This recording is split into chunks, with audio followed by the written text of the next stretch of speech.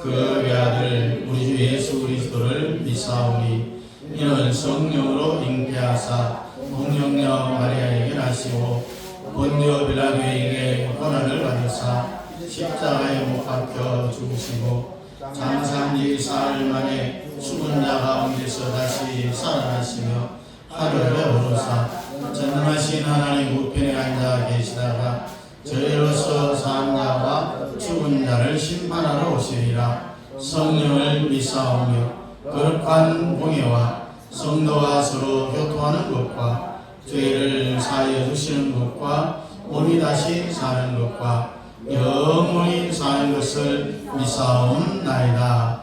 아멘. 찬송 380장입니다.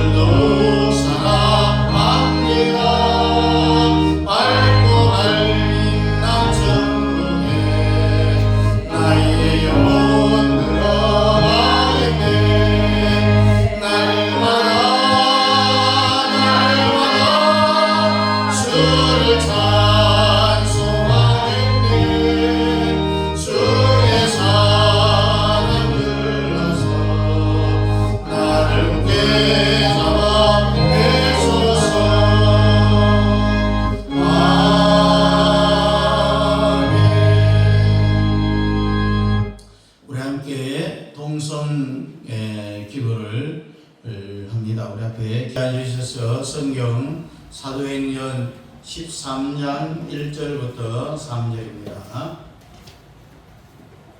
사도행전 13장 1절부터 3절 우리 같이 읽습니다. 시작. 안디옥 교회에 선지자들과 교사들이 있으니 곧 바나바와 니게르라 하는 시므온과 구레네 사람 루기오와 분봉왕 헤롯의 적동생 마나엠과 및 사울이라.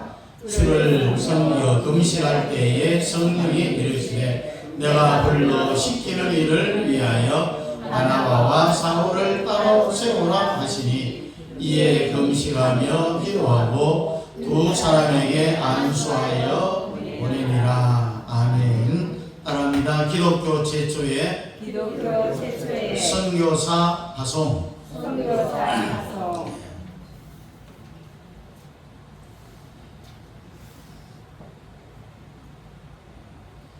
12장까지는 아주 좁다란 해역을 통과하다가 13장에 와서는 정말 망망대해 끝없이 넓은 바다가 펼쳐지는 것과 같은 그런 모습입니다. 이 안디옥 교회의 이 선교사 파송을 계기로 해갖고 아주 움츠렸던 이 복음이 날개를 펴고 마음껏 날기를 시작을 하는 부분입니다. 그래서 사도행전 1장 8절에 이루어져가는 이런 모습을 보는데 우리 사도행전 1장 8절 말씀 읽어봅니다. 시작. 오직 성령이 너희에게 임하시면 너희가 권능을 받고 예루살렘과 온 유대와 사마리아와 땅끝까지 이르러 내 증인이 되리라 하시니라. 아멘. 성령이 임하면은 권능이 와요. 또 권능이 오면은 감하실 수 없어요. 그래서 예루살렘, 유대, 사마리아 땅끝까지 복음 전하는 증인의 삶을 살아간다는 이야기죠. 여기서 우리 복음의 단계적 확장, 예루살렘, 그 다음에 어디예요? 온 유대, 사마리아 땅끝까지. 땅끝이 어딥니까? 여러분이 밟고 있는 요것이 땅끝이 땅끝. 그래서 1장부터 7장까지는 예루살렘에서 복음이 확장되고 8장부터 12장은 온 유대와 사마리아에서의 복음 확장인데, 오늘 살필 13장은 땅끝까지의 복음 확장입니다. 사도행전에는 유명한 두 교회와 인물이 두드러지게 나타나는데, 예루살렘 교회와 이 베드로, 1장부터 12장까지 베드로가 등장하고 13장부터는 베드로 이름이 없어요. 그 다음에 안디옥 교회와 바울에 대하여서 13장부터 마지막 28장까지 나오는데, 자, 오늘 본문은 이 안디옥 교회에 의하여서 기독교의 최초로 선교사 두 사람을 파송을 합니다. 그동안 복음 때문에 순교자도 생겼고 감옥에도 갇혔고 생활의 터전을 벌이고 이것저것으로 흩어지기도 했는데, 그 와중에 이방의 땅 안디옥에 교회가 세워졌어요. 전 세계를 복음화시킬 수 있는 첫 발을 내딛는 선교사 파송이 이루어지니 이 역사의 사건이 아닐 수가 없어요.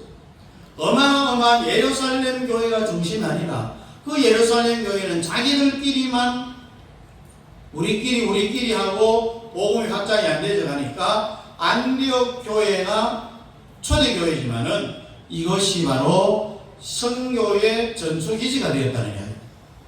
어떤 핍박 속에서도 복음은 확장되게 되어 있어요. 자, 어떤 세력도 하나님의 그리스도의 복음이 확장되어 가는 것을 막지를 못합니다.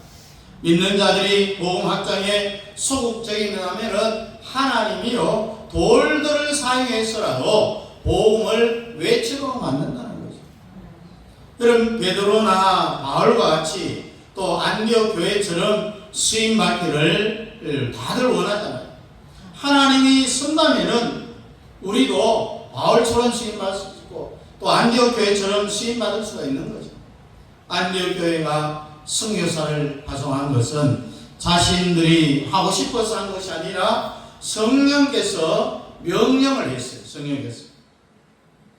오늘 본문 2절에 보니까 성령께서 바나바와 바울을 파송하라 선교사로 이렇게 명령을 합니다. 복음의 확장은 하나님의 계획대로 착착착착 진행되게 되어 있습니다. 그런 빌립이 에티오피아 내시에게 복음을 전할 때 봐요. 베드로가 고넬료에게 복음을 전할 때 봐요. 이방 세계에 복음을 향한 이 선교사 파송에도 성령의 역사가 있었습니다. 베드로나 바울의 계획이 절대 아니라 인류를 구원하신 구속사의 주관자 되시는 주체는 사람이 아니라 크고 작은 모든 복음 확장의 배경에는 반드시 하나님의 계획이 있고 성령의 역사함이 있다라는 이 사실을 분명히 알아야 됩니다. 자, 여러분이 누군가에게를 전도의 대상자로 정하고 기도하는 그것까지도 성령의 역사요 하나님의 계획이라는 거죠. 자, 내가 전도하고 싶어서 하는 것이 아니라 하나님께서 전도하고 싶은 마음을 주셨기에 순종하며 복음 전하는 거예요. 자, 힘 있는 교회만 승리하는 게 아닙니다. 오래된 교회만 승리하는 게 아닙니다. 안디옥 교회를 봐요. 예루살렘 교회보다 훨씬 늦게 세워진 그런 아주 초대교회. 그렇지만은 선교를 했다는 게 아닙니다. 역사가 짧으니까, 개척교회니까, 돈 없으니까 못하는 게 아니라 성령께 사로잡히기만 하면은 어느 교회든지 어느 성도든지 다 선교할 수 있다는 이야기죠. 아무리 작은 교회를 할지라도 선교를 위해서 기도할 수 있잖아요. 선교의 기초는 뭐냐? 돈이 아니라 기도라는 이야기. 물론 돈이 있어야 선교할 수도 있죠. 할 수만 있다면 선교비를 많이 보내주면 얼마나 좋겠습니까? 그러나 선교는 돈 갖고 하는 게 아니라 하나님께서 함께해 주셔야만 된다는 사실. 그러기 위해서 우리는 계속해서 선교사를 위하여서 기도의 뒷받침이 필요하다는 거죠. 선교사를 파송하고 선교비를 보내는 것도 필요하겠지만은 그 선교사님들을 위하여서 계속해서 뒷받침되는 기도가 반드시 필요하다는 이야기입니다. 그러면은 안디옥 교회가 여러분 어떤 교회였습니까? 최초로 선교사를 파송하는 영광을 어떻게 해서 누릴 수 있었느냐? 자, 오늘 본문 2절을 우리 한번 같이 읽어보겠습니다. 시작. 주를 섬겨 금식할 때에 성령이 이르시되 내가 불러 시키는 일을 위하여 바나바와 사울을 따로 세우라 하시니라. 아멘. 자, 안디옥 교회는 섬기는 교회였어요. 자, 우리에게 주어진 가장 크고 첫째 되는 계명은 하나님을 사랑하고 이웃을 사랑하는 거잖아요. 사랑을 받고 말하면은 섬기는 거예요. 주님을 위하여서 섬기기 위하여서 주님은 이 땅에 오셨어요. 누구든지 섬김을 받고자 하면은 먼저 남을 섬기는 자가 되라고 했어요. 주님은 섬기는 자가 되라. 주님을 섬기는 가장 구체적인 방법이 뭐냐? 이웃을 자기 내 몸과 같이 사랑하는 것, 섬기는 거예요. 서로를 섬겨야 되고요. 교회는 빛과 소금이 되어갖고 세상을 섬겨야 되는 거예요. 10년 동안 섬겼으니 이제는 섬김을 받아야겠다. 이게 아니라 10년의 노하우로 앞으로 더 섬김에 있어서 평화적으로 섬겨야 되겠다라는 이런 마음가짐이 필요하다는 거죠. 교회 안에서요, 그 누구도 섬김을 받을 위치에 있는 사람은 없어요. 다 섬기기 위하여서 있는 거예요.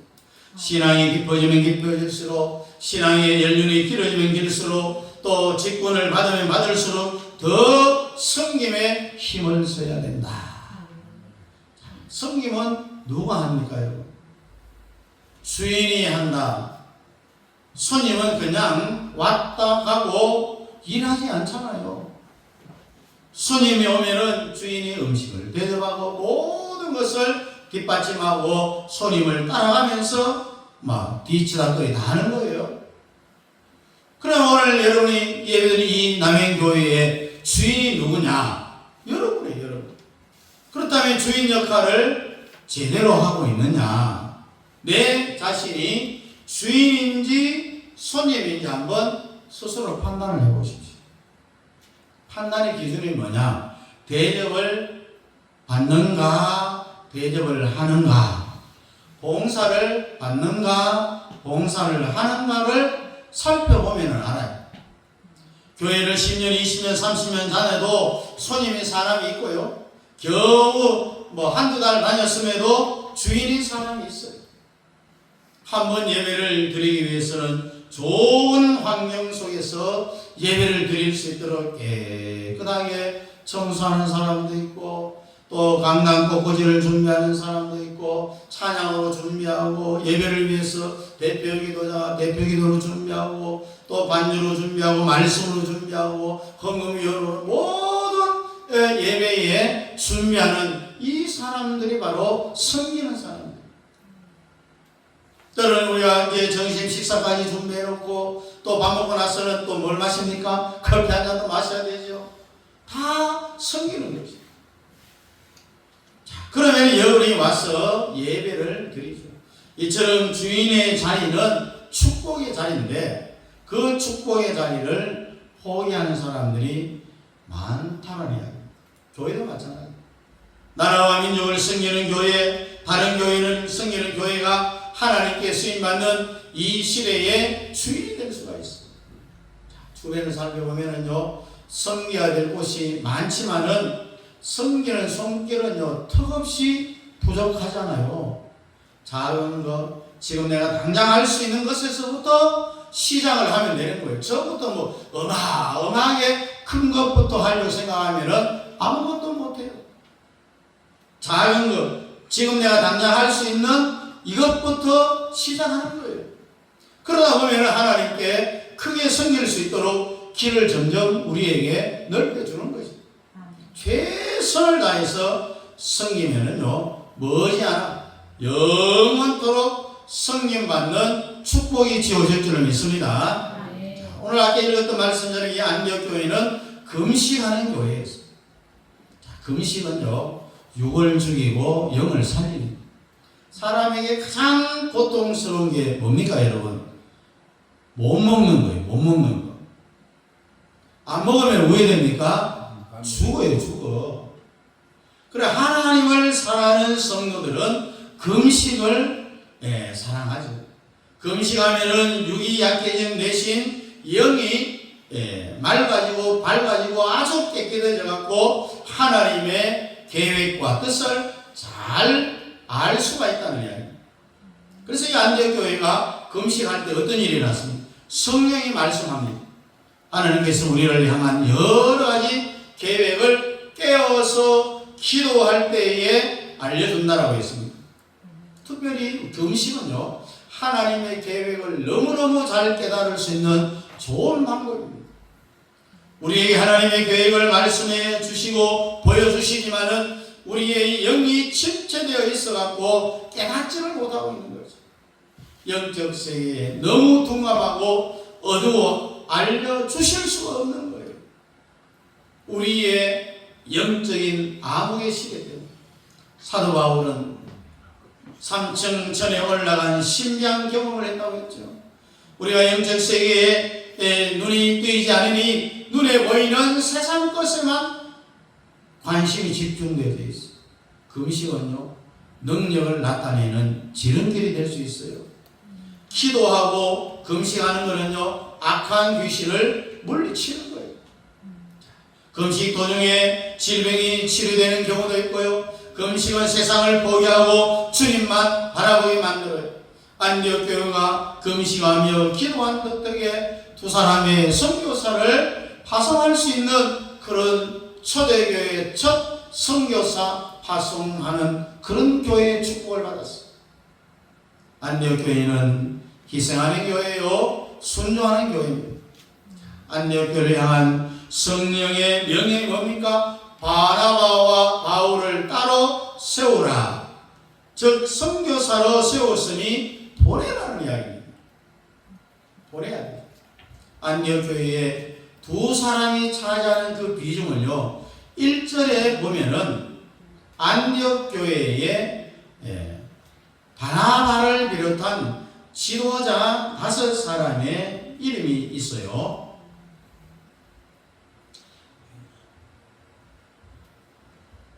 13장 1절 봅니다. 시작. 안디옥 교회에 선지자들과 교사들이 있으니 곧 바나바와 느게르라는 시몬과 구레네 사람 루기오와 분봉왕 헤롯의 적동생 마니엔과 및 사울이라. 바나바, 시몬, 루기오, 마나엔, 사울. 제일 이름이 먼저 나오는 게 누구예요? 누구예요? 바나바. 바나바가 교회의 실질적인 책임자라는 이야기입니다. 가장 중요한 위치에 있었다는 것을 말하는 그 증거가 가장 먼저 여러 사람 이름 중에 첫 번째로 이름이 나오잖아요. 이와 같이 중요한 역할을 하는 이 두 사람을 보내라고 했을 때에 순종할 수 있겠느냐는 겁니다. 여러분, 이 5사람의 지도자 중에 바나바와 바울 이 두 사람을 제외한 다른 사람을 보내라고 했으면은 아주 쉽게 순종할 수가 있었을 거예요. 이 두 사람 외에는 교회에 별로 중요한 역할을 못했다라는 그런 생각을 할 수가 있어요. 교회가 운영되는데 지장받지 않는 범위 안에서, 내가 먹고 생활하는데 문제되지 않는 범위 안에서 적당하게 헌신할 수가 있습니다. 여러분 기억해야 될 거는요, 내가 쓰고 남은 것 드리면은 하나님을 거짓 취급하는 거예요. 내 소중한 것을 드릴 때는 희생이 깃들이지만은 쓰고 남은 것 적당하게 드리는 것은 희생이 아니잖아요. 그게 제물이 아니에요. 여러분 구약시대 때 봐요. 하나님께 제사 드릴 때 사용되는 제물이 뭡니까? 가장 튼실한 것, 흠이 없는 1년 된 것, 가장 좋은 짐승을 잡아서 하나님 앞에 제사를 드리잖아요. 하나님께 우리가 어떻게 적당한 것을 드릴 수 있느냐는 거죠.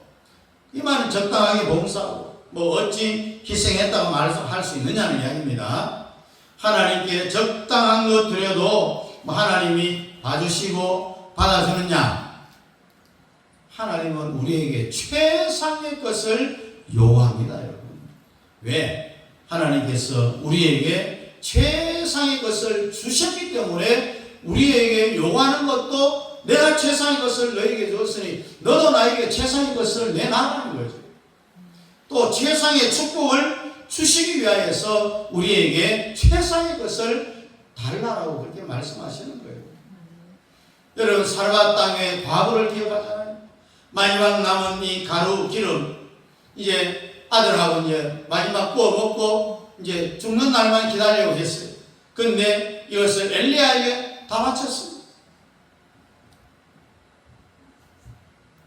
그랬더니 가루와 기름병이 차고 넘치는, 그래서 그 가뭄을 다 무사히 이기고 남았습니다. 그리고 한 여인의 전 재산인 동전 둘했던 과부의 헌금이죠. 하나님께 드렸습니다. 이 두 여인은 하나님을 하나님으로 대접해드린 사람들이에요. 그래서 칭찬하고 그들의 축복을 받았다는 걸 우리가 성경을 통해서 잘 알고 있습니다. 중요한 시간은 나를 위해 쓰고 있어도 그만, 없어도 그만의 시간은 하나님께 드리고, 인생의 황궁에는 전부 다 나를 위해 사용하고, 인생 말년에 누구도 안 돌아보고 허리가 구부정하고 나이도 많아 제대로 말도 잘 못하는 그런 말년의 시간을 하나님께 드려야 되겠냐? 하나님은 최고의 가장 중요한 것을 받으실 자격이 충분한 분이라는 거예요.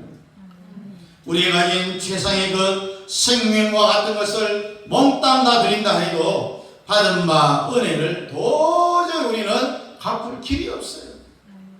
주님의 요구가 있다면 무조건 최고의 것을 드려야 된다는 겁니다. 여러분 두 사람이 파송한 다음 안디옥 교회는 아무 문제 없이 잘 성장해 갑니다. 계속해서 선교본부 역할을 했고 선교사의 베이스 캠프 역할을 잘 감당했습니다. 여러분 순종한 교회 하나님이 책임져 줍니다. 순종한 성도 하나님이 책임져 줍니다. 하나님이 여러분이 한다면 여러분이 해야 할 일을 하나님이 다 알아서 해주신다는 거예요. 그래서 우리는 최상의 것으로 헌신할 때에 하나님이 왜 축복해 주지 않겠느냐는 거죠. 주님 때문에 나는 죽어버리겠다는 이런 자세, 주님 때문에 망해버리겠다는 이런 자세가 필요한 거예요. 주님 때문이라면 나는 죽어도 괜찮아. 주님 때문이라 나는 망해도 괜찮아. 주님만 안 망하면 돼. 이런 마음이 필요하다는 거죠. 주님 앞에 내 가장 소중한 것, 나의 모든 열정, 내 인생 전체를 쏟아부어야 되겠다라고 하는 이런 자세를 가지기를 축복합니다. 그럴 때 우리는 절대로 망하지 않아요. 죽을 것 같은데, 다 쏟아부었는데 망할 것 같은데 절대로 망하는 법이 없어요. 주님을 위해 죽고자 하는 자는 살고 자신을 위해 살고자 하는 자는 죽는다고 했습니다.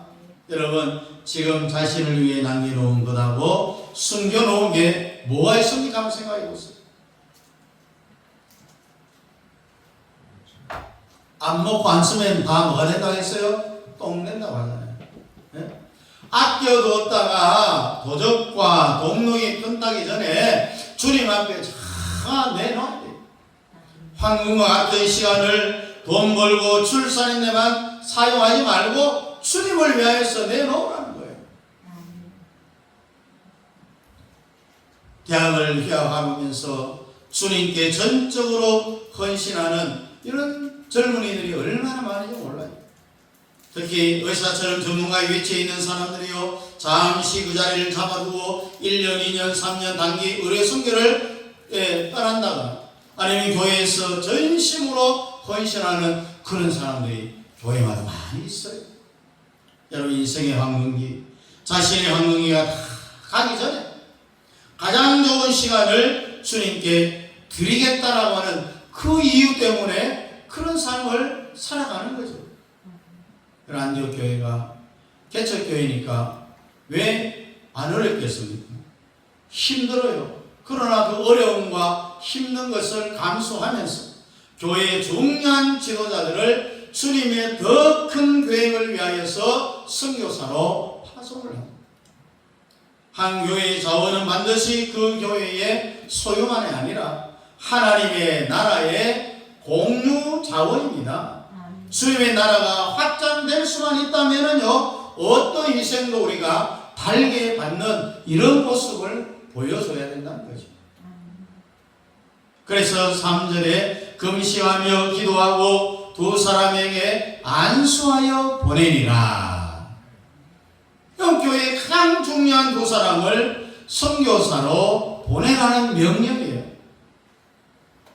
그 명령이 안디옥 교회가 이 두 사람을 보이면 우리 안디옥 교회는 그냥 없어지는 게 아닌가, 망하는 게 아닐까, 이런 것 때문에 고민이 되는 거예요. 걱정이 돼서.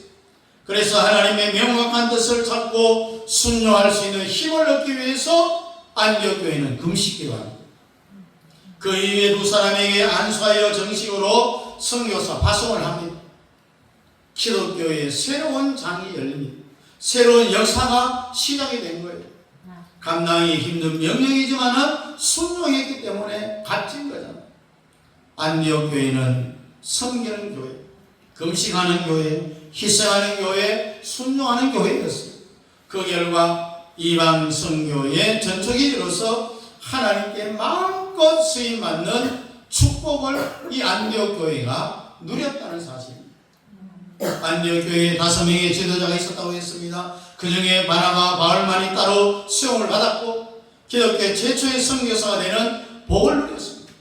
두 사람의 의지에 의해 택함 받은 게 아니라고 했습니다. 하나님께서 두 사람을 택해 세우셨다고 했습니다. 이것이 정말인지 확신을 얻기 위하여서 안디옥 교회의 온 성도들이 금식하며 기도하여 하나님의 뜻을 알게 되었다고 했습니다. 여러분이 받은 직분도 하나님이 주신 직분임을 기억해야 됩니다. 선교사는 귀하니 하나님이 세웠고 집사는 덜 귀하니 목사가 임의로 직분을 준 게 아니라 선교사의 직분도 집사의 직분도 다 하나님이 주신 직분이기 때문에 귀한 거예요. 물론 임명은 담임 목사가 임명을 하지만은 근본적으로 그 직분을 누가 주느냐? 하나님이 주신다. 그래서 받은 바 직분을 귀하게 여기고 그 직분에 충성을 다해야 되는 겁니다. 여러분, 안디옥 교회 역사는 아주 짧은 개척교회예요. 개척교회. 힘없어요. 약합니다. 여러 면에서 부족합니다. 그러나 대체로 선교사 파송을 통하여서 복음의 한 단계의 확장을 가져왔어요. 여러분, 아주 작은 교회지만 성령께서 사용하셨기에 이러한 엄청난 선교사 두 사람 파송하는 일이 가능했어요. 우리도 선교에 대한 도전을 받고 꿈을 가져야 돼요. 세계 선교의 역사에 우리 교회가 기록되어지기를 소망합니다. 세계 선교 지도를 여러분의 머릿속에 한번 그려보십시오. 복음은 온 땅을 점령하였다는 이 꿈을 품을 때에 성령이 여러분을 보내고자 합니다. 하나님께 쓰임받고 놀란 복음 활장을 마음껏 이루는 여러분 모두가 되기를 주님의 이름으로 축복합니다. 함께 찬송 505장입니다.